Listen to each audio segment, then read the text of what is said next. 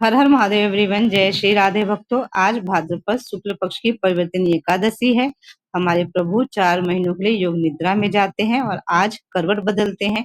हम सभी इस वीडियो में कथा श्रवण करने जा रहे हैं। वीडियो आगे शेयर जरूर करें यदि आपकी इच्छा हो तो। कथा इस प्रकार से है। बोले भक्तवत्सल भगवान की जय, गजानन गणपति भगवान की जय, माता सरस्वती की जय। युधिष्ठिर जी भगवान से प्रश्न करते हैं कि हे भगवान, भादौ शुक्ल पक्ष की एकादशी का क्या नाम है तथा इसकी विधि क्या है, इसका महात्म्य कृपा करके कहिए। तब इस पर भगवान श्री कृष्ण ने उत्तर दिया। भगवान श्री कृष्ण कहने लगे कि इस पुण्य, स्वर्ग और मोक्ष को देने वाली तथा सब पापों का नाश करने वाली उत्तम वामन एकादशी का महात्म्य मैं तुमसे कहता हूँ। तुम ध्यान पूर्वक सुनो। अब भगवान कथा सुनाने जा रहे हैं। यह पद्मा परिवर्तनी एकादशी जयंती एकादशी भी कहलाती है। इसका व्रत करने से वाजपेयी यज्ञ का फल मिलता है। पापियों के पाप नाश करने के लिए इससे बढ़कर कोई और अन्य उपाय नहीं है। जो मनुष्य इस एकादशी के दिन मेरी वामन रूप की पूजा करता है, उससे तीनों लोग पूज्य होते हैं। अतः मोक्ष की इच्छा करने वाले मनुष्य को इस व्रत को अवश्य करना चाहिए। जो कमल नयन भगवान का कमल से पूजन करते हैं वे अवश्य भगवान के समीप जाते हैं। जिसने भाद्रपद शुक्ल एकादशी को व्रत और पूजन किया, उसने ब्रह्मा विष्णु सहित तीनों लोगों का पूजन किया। इस दिन भगवान कमल के फूल अवश्य अर्पित करें, मन से अर्पित कर दें। अतः हरिवासर अर्थात एकादशी का व्रत अवश्य करना चाहिए। इस दिन भगवान करवट लेते हैं, इसलिए इसको परिवर्तनी एकादशी भी कहते हैं। भगवान के वचनों को सुनकर युधिष्ठिर बोले कि मुझे अति संदेह हो रहा है भगवान कि आप किस प्रकार सोते और करवट लेते हैं तथा किस तरह राजा बलि को बांधा और वामन रूप रखकर क्या क्या लीलाएं की। तब भगवान बोले, चातुर्मास के व्रत की क्या विधि है तथा उस आपके शयन करने पर मनुष्य का क्या कर्तव्य है, सो आप विस्तार से बताइए।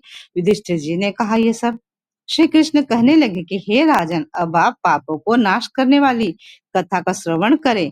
त्रेता युग में बलि नाम का एक दैत्य था। वह मेरा परम भक्त था। विविध प्रकार के वेद सूक्तों से मेरा पूजन किया करता था और नित्य ही ब्राह्मणों का पूजन तथा यज्ञ के आयोजन करता था।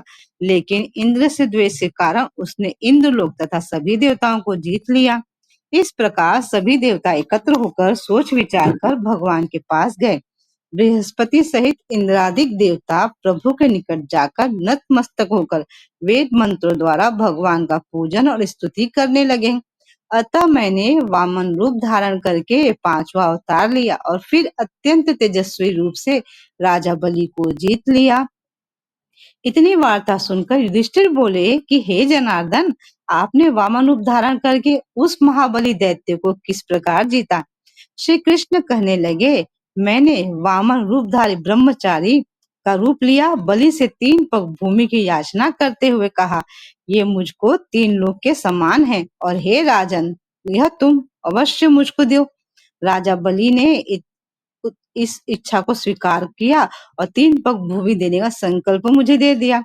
और मैंने अपने त्रिविक्रम रूप को बढ़ाया, यहाँ तक कि भूलोक में पद, भूर्वलोक में जंघा, स्वर्गलोक में कमर, महलोक में पेट, जनलोक में हृदय, यमलोक में कंठ की स्थापना कर सत्यलोक में मुख, उसके ऊपर मस्तक स्थापित किया। सूर्य चंद्रमा आदि सब ग्रह गण, योग नक्षत्र, इंद्रादिक देवता और शेष आदि सब नागगणों ने विविध प्रकार से वेद सूक्तों की प्रार्थना की। तब मैंने राजा बलि का हाथ पकड़कर कहा कि हे राजन, एक पद से पृथ्वी, दूसरे से स्वर्गलोक पूर्ण हो गए, अब तीसरा पग कहाँ रखूं। तब बलि ने अपना सिर झुका कर लिया और मैंने अपना पैर उसके मस्तक पर रख दिया, जिससे मेरा वह भक्त पाताल को चला गया। फिर उसकी विनती और नम्रता को देखकर मैंने कहा कि हे बलि, मैं सदैव तुम्हारे निकट ही रहूंगा। विरोचन पुत्र बलि के कहने पर भाद्रपद शुक्ल एकादशी के दिन बलि के आश्रम पर मेरी मूर्ति स्थापित हुई। इसी प्रकार दूसरी क्षीर सागर में शेषनाग के पष्ठ पर हुई।